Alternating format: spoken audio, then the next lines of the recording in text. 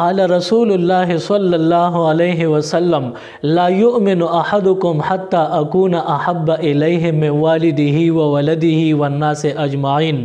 پیغمبر علیہ السلام فرمای تاسو کې یو کس هم مؤمن نشي کېدی تر څو چې زه ورته د خپل پلار نه د خپل بچی نه د تمام انسانانو نه زیات خوښ شوی نیما. په سیالکوٹ کې ډیره د افسوس واقعه مخې ته راغله.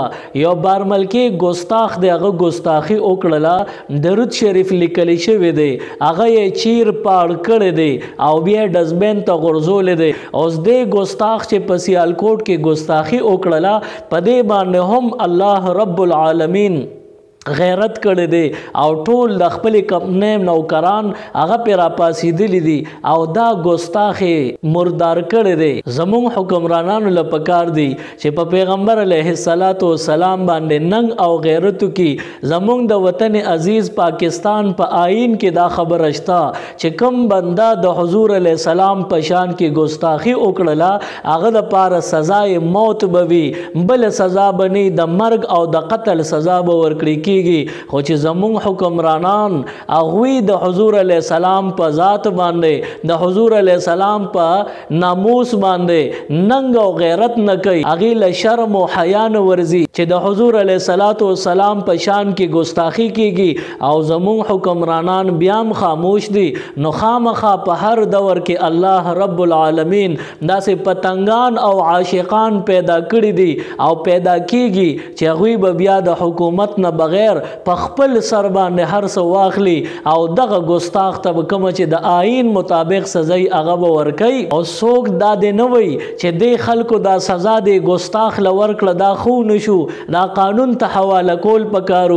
ولې تاسو نه دي کتلی تیر دور او په خپله ماضي باندې نظر وساتئ، تاسو وینئ نه چې کوم ګستاخ العیاذ بالله د پیغمبر علیه السلام په شان کې ګستاخي وکړي نو هغه له بیا دا حکومت پروتوکول ورکی، هغه له وقار او عزت ورکی، هغه بهر اولیږي. اوس دغه خلکو که دا ګستاخ حکومت ته حواله کړی و دله به هم یو لار ورکړې وه، دی به هم بهر لیږلی و، ده ته به هم هماغه خلکو میټایانې خوله کې ورکولې چې دا تا شاه بسې ښه کار کړی دی، د مسلمانانو د پیغمبر په ناموس د حمله کړې ده، ده ته به هم شا ټپېدله، دله به هم خلکو تعریف کو. نن دې مسلمانانو که دا حرکت کړی دی چې دغه ګستاخ له په خپل باندې سزا ورکړې ده، دا قابل داد ده، دې له حوصله افزایي پکار ده چې دې عاشقانو ښه کار کړی دی چې د پیغمبر علیه السلام دشمن او ګستاخ ته په خپل لاس باندې سزا ورکړې ده.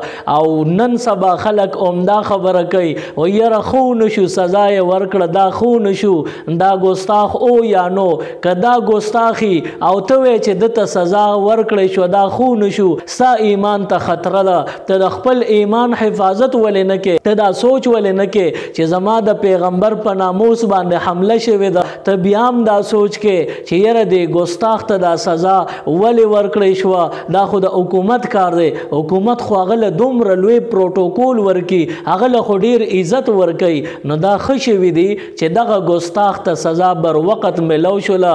او یاد ساته د دنیا په ګوټ ګوټ کې الله رب العالمین داسې عاشقان پیدا کړي دي او پیدا کوي چې هغوی نه په خپل سر دي نه د بل په سر دي، چې د حضور علیه السلام عصمت ته خطره شي، د هغوی مبارک ناموس ته خطره شي، نو بیا دا عاشقان کفن د سر نه تاوي او بیا دا عاشقان ګستاخ ته داسې سزا ورکي چې تمام دنیا یاد وساتي چې حکمران دغه ګستاخ ته سزا نه ورکوي.